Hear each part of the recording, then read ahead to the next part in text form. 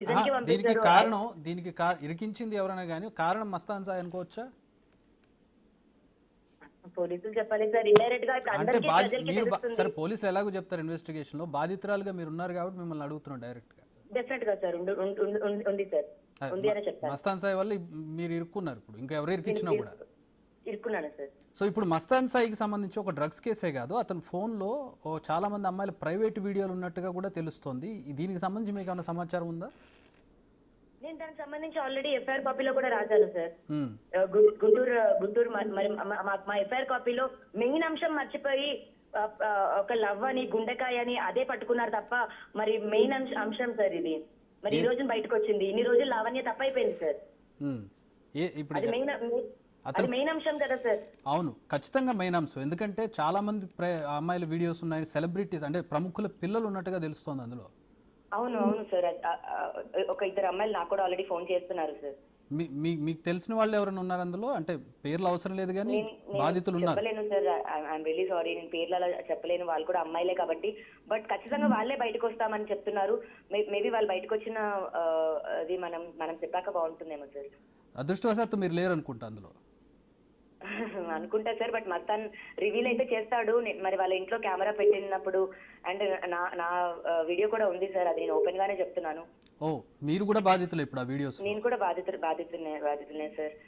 నావి కూడా టెలికాస్ట్ చేస్తామని నన్ను బెదిరించాడు మస్తాన్. మొన్న వారం క్రిందట కూడా నన్ను బెదిరించాడండి మస్తాన్. ఓకే, అంటే ఎట్లాంటి వీడియో? సో మేము ఫస్ట్ మస్తాన్ వాళ్ళ ఇంటికి వెళ్ళినప్పుడు రూమ్ లో కెమెరా ఉండింది సార్. నేను డ్రెస్ చేంజ్ చేసుకున్నాను.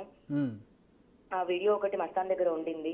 అండ్ నన్ను గుంటూరులో నన్ను కొట్టి నా ఫోన్స్ కాపీ చేసుకున్నప్పుడు నా iCloud and 2 Gmails Google photos through takeout ద్వారా నా ఫొటోస్ కాపీ చేసుకున్నారు సార్. సో నా పర్సనల్ ఫొటోస్ కూడా అతని దగ్గర ఉన్నాయి.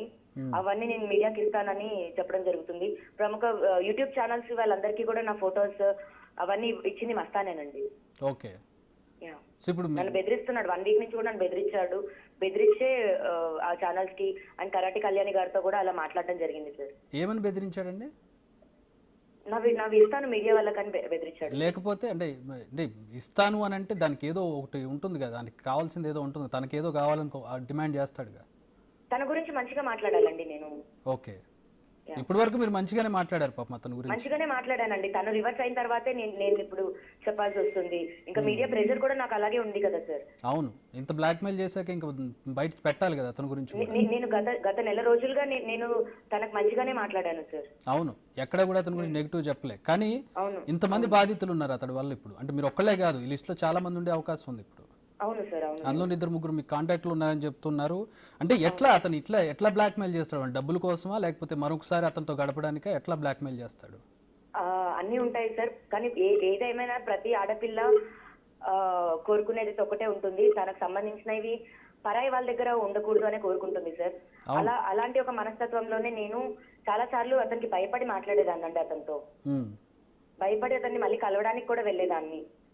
ఓకే, చాలా ఇబ్బంది పెట్టారు మిమ్మల్ని. పట్టాను సార్. 2 years నుంచి పడుతున్నాను సార్. సో ఈ మొత్తం వ్యవహారాలు ఎక్కడ డ్రగ్స్ కి సంబంధించి రాలేదు? నేనున్నప్పుడు అయితే లేదు సార్. మరి ఎప్పుడు మా కేసు అండ్ మా గొడవ మా వీడియో లేదు సార్. ఎప్పుడు రాజతరుణ్ జరిగి మాల్వి జరిగి 1 year సార్. ఓకే, అంటే నేను డ్రగ్ కేసులో ఉన్నది కూడా నాకు ఈ ఇయరే కదా సార్. అవును, నేను యూఎస్ నుంచి వస్తుంటే నన్ను లాక్కొని వెళ్ళి వేసేసారండి. నా దగ్గర డ్రగ్స్ లేవు, నేను కొనలేదు, నేను అమ్మలేదు సార్ ఎప్పుడు. ఈ వ్యవహారంలో కూడా అంటే ఈ ఒక్క వీడియోస్ కాకుండా ఇప్పుడు డ్రగ్స్ కి సంబంధించి కూడా మస్తాన్ సాయి హ్యాండ్ ఉంది ఇందులో. మరి ఉందని కాబట్టి అరెస్ట్ అయి ఉంటాడు కదా సార్. అదే అంటే అతను కాదు, అంటే మీరు ఇరుక్కున్నారని చెప్తున్నారు కదా మీ విషయంలో. డెఫినెట్ గా సార్. నా దగ్గర చాలా ఆడియో రికార్డింగ్స్ ఉన్నాయి. నేను ఇప్పటి వరకు ప్లే చేయలేదు. నాకు నా ఫ్యామిలీకి థ్రెట్ ఉంది అని నేను అది గుంటూరు పోలీస్ స్టేషన్ లో చెప్పడం కూడా జరిగింది. ఎలాంటి థ్రెట్ అండి? ఇప్పుడు మీ డాడీ బండి పైన వెళ్తూ ఉంటారు, లారీ వచ్చి గుద్దేస్తుంది అనానమస్ గా అని అంటారు సార్. నాకు అప్పుడు వాళ్ళ ఫ్యామిలీ మెంబర్స్ సార్. ఎవరి ఫ్యామిలీ? మస్తాన్ వాళ్ళ ఫ్యామిలీ మెంబర్స్. సో మస్తాన్ వాళ్ళ ఫ్యామిలీ కూడా ఇందులో ఉంది? అవును సార్. సో ఫ్యామిలీ అంటే పేరెంట్సా లేకపోతే అన్నదమ్ములా ఎవరు? Father mother sir. ఓ, మరి కేసు ఏమైనా పెట్టారు? ఇంత మీరు మిమ్మల్ని ఇంత ఇబ్బంది పెడుతుంటే, ఇంత భయపెడుతూ ఉంటే పెట్టాను కదా సార్. విజయవాడ, గుంటూరులో ఒక కేసు ఉంది, హైదరాబాద్ లో ఒక కేసు, 2 ఇప్పుడు కేసులు పెట్టాను అంటే సార్. ప్రెసెంట్ ఇప్పుడు అతన్ని పట్టుకున్నారు అతన్ని, ఇప్పుడు ఏంటి ఎట్లా? అసలు ఇప్పుడు పట్టుకున్నదే ఇంకా నాకు అసలు అవగాహన లేదండి. ఇంకా పూర్తిగా నేను న్యూస్ లో చూడడమే. ఉమ్, ఇవాళే జరిగినట్టుంది, ఇందాకే జరిగినట్టుంది అది. ఓకే. కాకపోతే నేను పెట్టిన కేసులో కానీ నేను కోర్టుకి వెళ్ళి 164 లో ఇచ్చింది కానీ మెయిన్ అంశం అయితే ఇదే సార్. బట్ పెళ్లి చేసుకుంటారు, పెళ్లి చేసుకోమని నేను అడిగాను అన్న ఒక చిన్న మాట దగ్గర మొత్తం కేసే ఫాల్స్ అన్న దగ్గర కొట్టేస్తున్నారు. మరి ఒక ఆడపిల్ల భయంని కూడా కన్సిడరేషన్ తీసుకోవాలి. ఈ రోజు మీడియాలో ఇంత అయిపోయింది కాబట్టి నేను ఇంకా ఓపెన్ అప్ అయి మాట్లాడుతున్నాను సార్. అవ్వాలండి. అంటే ఇప్పుడు ఇంకా నిండా మునిగాక చలే ఉంటుంది చెప్పండి లావణ్య గారు.